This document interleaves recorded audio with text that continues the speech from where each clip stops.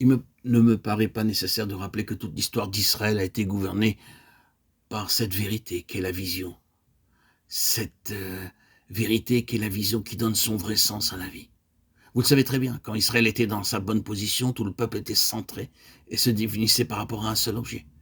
Et avant d'aller plus loin, redisons une nouvelle fois que toutes ces prophéties, tous ces prophètes étaient des hommes qui étaient les yeux de Dieu pour le peuple. Il leur faisait part de la pensée de Dieu, de tout son dessein les concernant, de leur divine vocation, de la conception que Dieu avait de leur existence. Les prophètes incarnant cela sont aussi introduits dans la dispensation du Nouveau Testament et dans l'Église avec cette pensée bien définie que c'est ce que doit être l'Église. Si elle veut parvenir au but, l'Église doit être une chose que l'on puisse voir, dominée par un objet spécifique et une vision, sachant pourquoi elle existe, n'ayant aucun doute à cet égard et dans un total abandon gouverné par cela, considérant que tout doit être circonscrit en cela. Cela doit être notre attitude, afin que dans ce monde où nous devons nécessairement faire ceci ou cela, gagner notre pain, accomplir notre tâche quotidienne, la vision divine gouverne tout cela. Toutes les autres choses doivent s'incliner devant la finalité divine.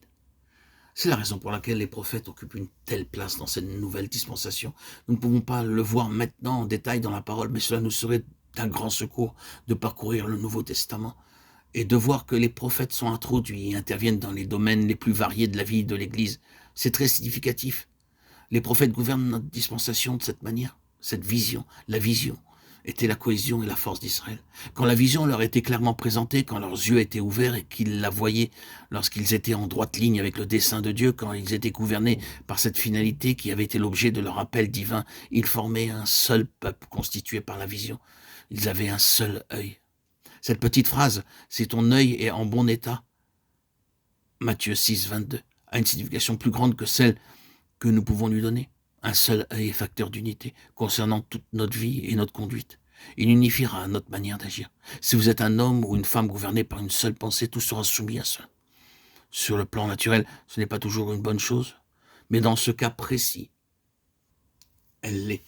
Les personnes qui ont une obsession, qui, comme nous le disons, une idée fixe, n'ayant qu'un seul sujet de conversation, sont souvent des gens agaçants. Mais il y a une bonne façon, une manière divine d'être, car le peuple de Dieu doit posséder un seul œil, une seule pensée, et cet œil unique conduit et coordonne toutes les autres facultés. Lorsqu'Israël était ainsi, lors de rares périodes de son histoire, c'était un peuple merveilleusement uni. Quand la vision faiblissait et manquait, ils se dissociaient, ils étaient divisés dans leur intérêt et dans leur activité. Il y avait des schismes et des querelles parmi eux. Oh, combien cette parole est vraie. Quand il n'y a pas de vision, le peuple périt. Proverbe 29, 18. Il en était ainsi avec Israël. Voyons cela dans les jours d'Élie, lorsque la vision n'était pas divulguée. C'était une nation désunie, morcelée. C'est arrivé de nombreuses fois. La vision avait une puissance de cohésion. Elle formait des gens solidaires et unis. Et c'est dans cette unité que résidait leur force. Nul peuple alors ne pouvait leur résister. Nous voyons cela après la traversée du Jourdain dans l'assaut de la ville de Jéricho. Nous les voyons aller triomphalement de l'avant. Lorsqu'ils étaient animés par un seul objet, nul ne pouvait tenir devant eux. Leur puissance découlait de leur unité, et leur unité résidait dans la vision. L'ennemi sait ce qu'il fait en détruisant ou en comparant la vision. Il divise le peuple de Dieu.